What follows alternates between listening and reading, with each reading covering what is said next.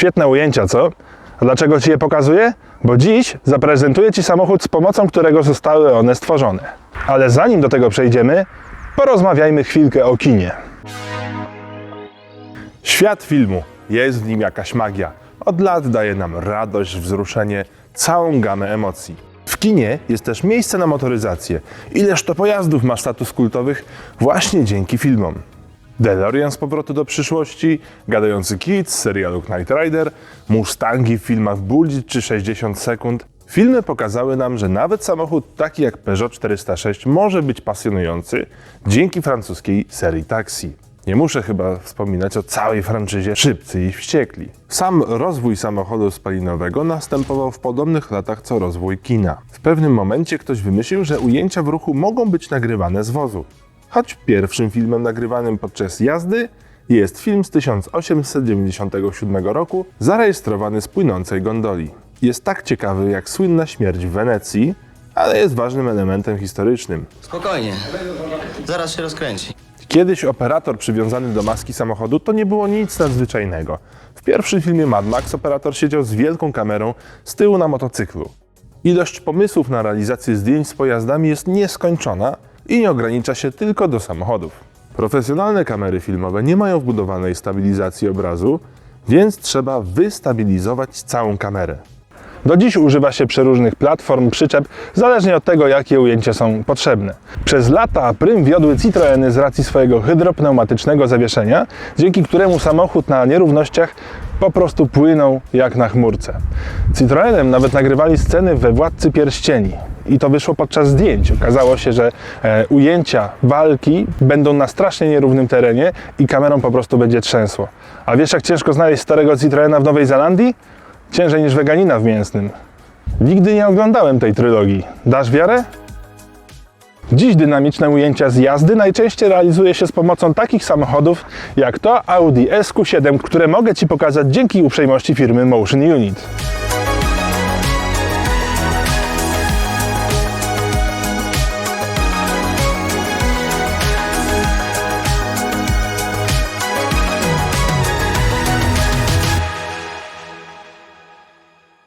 Cześć, ja nazywam się Filip Jurzyk i moja specjalizacja to operator kamery w pojazdach specjalnych. Ta praca polega nie tylko na tym, aby na planie filmowym ładnie poprowadzić jakiś samochód, który mamy w kadrze, ale też polega na tym, żeby sprawnie zapewnić komunikację wszystkich, którzy w tym pojeździe siedzą, oraz wszystkimi osobami, które są jakby w świecie zewnętrznym i pracują na ten wspólny efekt. I uwaga, mamy zwężenie, brylancie w Scorzanas. Często do Polski przyjeżdżały kamerakary, zawsze były sprowadzane z zagranicy i moim wielkim marzeniem było, żeby zacząć się też czymś takim zajmować. Skoro takich pojazdów nie było w Polsce, no to naturalnym pomysłem było, że może zacznę torować sobie gdzieś tam drogę, powoli inwestować, rozwijać się w takim kierunku, żeby tworzyć sobie takie możliwości i pracować w taki sposób, jaki zawsze chciałem w Polsce.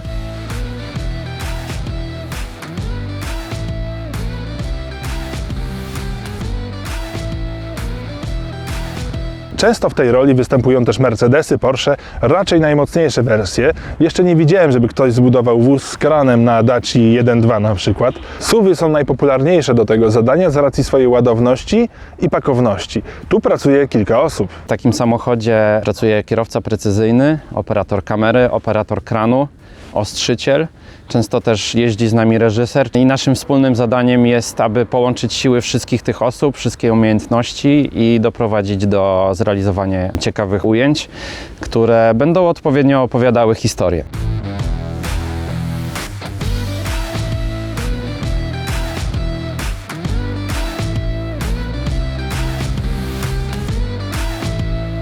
W skrócie, realizowanie zdjęć w takim samochodzie to jak gra na fortepianie, gitarze i perkusji. Naraz. Takie samochody są malowane w czarny mat, by nie odbijać światła. Często maskuje się również lampy. W filmie najlepiej zasłonić słońce i zrobić nowe, swoje. Dzięki temu, niezależnie od chmur, tego jak długo przeciągną się nagrania i jak zmontuje się ujęcia, bohaterzy są cały czas tak samo oświetleni. Nie można pozwolić sobie na to, żeby samochód z kamerą to zepsuł. Auto samo w sobie robi wrażenie. Jest to ponad 500-konny koloss z ryczącym V8. W tym przypadku dieselek, TDI. W końcu jesteśmy w Polsce. Mieć Volkswagena czy Audi nie w dieslu? i nadal nazywać siebie Polakiem? Jak śmiesz. A poza tym SUV jak to SUV, choć przynajmniej szybki. Dzieli platformę i części m.in. z Bentleyem Bentiaga i Lamborghini Urus, a właściwie to one zrodziły się z platformy Audi. Cześć, jestem Brylant, jestem kierowcą precyzyjnym head-to-head. Jeżdżę na planach filmowych w Polsce i nie tylko. Filmując samochody, jeżdżąc jednym samochodem, który filmuje drugi, tak naprawdę wykonujemy pracę nadal pionu kamerowego. No wiesz, kamera zazwyczaj na planie jest albo na ekranie, albo na jakimś wózku, a tutaj mamy połączenie kranu i wózka w jednym. Tak naprawdę musimy pamiętać, że my w tym momencie jeżdżąc samochodem filmujemy, czyli to nie jest tylko tak, że sobie siada kierowca i jedzie, tylko musi być jakiś pewien zmysł filmowania zachowany w tym wszystkim. Tutaj wyzwaniem jest to, co chce uzyskać operator z reżyserem, jaki ma być efekt. Do tego się dostosowujemy, w zależności od warunków na drodze i od lokacji, w której kręcimy. Zupełnie inne wyzwanie jest, jak jeździmy na piachu, na pustyni, co innego jest na torze wyścigowym, a co innego jest, załóżmy, na zamkniętych ulicach w mieście. Trudność chyba polega bardziej w tym momencie na komunikacji i na wysłuchaniu tych wszystkich rzeczy, połączeniu tych wszystkich rzeczy razem, bo to jest, wiesz, praca zespołowa, operator kamery, operator kranu i kierowca precyzyjny, plus kierowca precyzyjny w kolejnym samochodzie, czy w wielu pojazdach,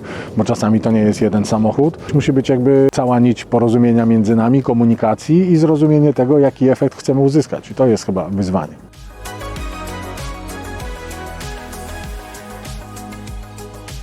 Samochód kamerowy musi być szybki. Słabo by było, gdyby nie mógł dogonić bohatera. Musi też jednak trzymać się drogi i dobrze hamować. Szczególnie, że to ustrojstwo na dachu zupełnie zmienia fizykę jazdy. Abstrahując od tego, że mamy kran, który nam się podczas jazdy porusza dookoła samochodu, co już powoduje przeciążenia i przechylenia siły fizyki działające w zupełnie innym kierunku. Plus ja mam zawsze komplet ludzi w samochodzie, tak? To jest minimum około 6 osób, które też dociążają nam ten samochód. Kran wędrujący dookoła, zupełnie inaczej jedzie się mając pełny samochód ludzi, jadąc po szutrze, tak jak kiedyś nagrywaliśmy jakiś film, gdzie główny bohater leciał motocyklem crossowym i jechaliśmy kamerakarem, który nam się uślizgiwał i wiesz, i stawiało go bokami. A inaczej się jedzie, kiedy lecieliśmy na przykład właśnie za Robertem Kubicą, który jechał bolidem. Mamy bardzo dobrą przyczepność, przygotowany teren do tego, żeby przemieszczał się bolid Formuły 1, no i mamy dużo większe prędkości. Na szutrze lecieliśmy sobie z prędkościami rzędu kilkudziesięciu kilometrów na godzinę, no a na przykład wymogiem, który mieliśmy jakby postawiony, jeżdżąc z Robertem, że bolid nie może jeździć wolniej niż jakaś tam określona prędkość, bo wtedy zaczyna się przegrzewać, więc jakby nasza była w tym głowa, żeby trzymać prędkość, żeby ten bolid się nie przegrzewał, a zarazem, żeby było bezpiecznie dla nas jako ekipy w samochodzie. A na pewno inaczej jeszcze jest, jak byliśmy na przykład na Sardynii i jeździliśmy w górach. I inaczej jedziemy pod górę, a inaczej jak ta sama trasa przebiega w dół i nagle, wiesz, masz już tak dociążone auto i gonisz po górskich serpentynach, więc to trzeba wyczuć zdecydowanie. Przy zderzaku jest dodatkowe orurowanie, bynajmniej nie jest to typowy kangurek w terenówkach, a miejsce na przykładowo oświetlenie. To, co widzisz na dachu, to żyroskopowy kran kamerowy firmy Filmotechnik, dawniej zwany Russian Arm, bo taki przydomek nadano jej w Hollywood. Nie jest to pomysł rosyjski, a ukraiński, ale co to za różnica dla Jankesa? Jego wynalazcą jest Anatolij Kokusz, nawet zgarnął za to 2 Oscary. W wielkim uproszczeniu działa to jak duży gimbal. Takie urządzenie typu Ukraine możesz zamontować nie tylko na samochodzie, ale na przykład na łódce czy wózku. A samą głowicę do kamery, czyli w tym przypadku Flighthead Colibri, często stosuje się w przypadku zdjęć realizowanych z helikoptera. Napisz, gdzie jeszcze można zamontować coś takiego. Być może zrewolucjonizujesz branżę filmową. Wiem, co chcesz napisać. Na nim się nie zmieści, jest za mały. W ostatnim czasie kwestie bezpieczeństwa, które są nagminnie poruszane i jakby zakaz pokazywania tej jazdy jeszcze parę lat temu, na przykład dublując Krzysztofa Hołowczyca w reklamach Plejano, gdzieś tam robiliśmy różne bączki, robiliśmy różne rzeczy i uślizgiwaliśmy się tym samochodem, a w tym momencie już jest to coraz bardziej ugrzecznione. Już są jakieś zapisy, które powodują, że pewnych rzeczy nie można pokazać w telewizji, albo nie jest to dobrze, żeby pokazywać, ponieważ dużo młodych ludzi też bierze przykład z tych rzeczy i nie biorą poprawki na to, że my do takiego projektu się przygotowujemy i mamy możliwość poćwiczenia. Poza tym mamy jakby już trochę inne umiejętności i te wszystkie lata, które przejeździliśmy na planach i nie tylko, powodują, że jakby nam pewne rzeczy wychodzą łatwiej i prościej i mamy przede wszystkim zabezpieczony teren, tak? Bo jakby warto wspomnieć o tym, że pojawiamy się w terenie publicznym, czy to są drogi publiczne, ulice, czy to jest droga szutrowa, zawsze mamy tą drogę zamkniętą, zabezpieczoną, nie ma opcji, żeby pojawiły się jakieś osoby postronne. Dbamy o to razem z kierownikiem planu, z produkcją, wiesz, są robione specjalne odprawy, żeby wszyscy wiedzieli, co robimy, jak robimy, na jakim odcinku drogi. Projekty też zaczynają wyglądać zupełnie inaczej. Coraz więcej jest też postprodukcji, która zdecydowanie pomaga i ratuje pewnego rodzaju rzeczy, no ale pewnych rzeczy nie oszukamy. No to jest efekt tego naszego jeżdżenia tymi pojazdami wszelkimi tutaj dookoła.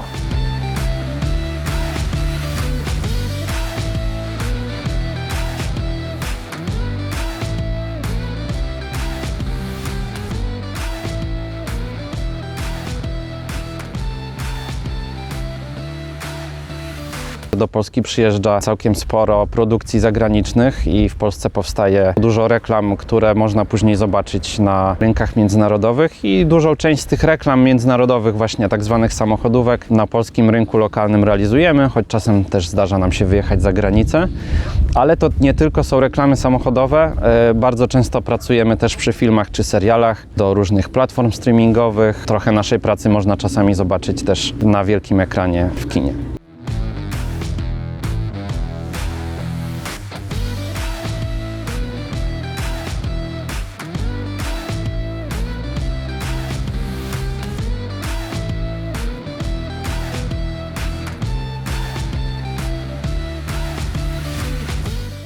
Niesamowita sprawa. Przydałby mi się taki do nagrywania samochodów na kanał. Niestety nie mam tylu nerek, żeby mnie było na niego stać. Na dzisiaj to wszystko. Wielkie dzięki za oglądanie.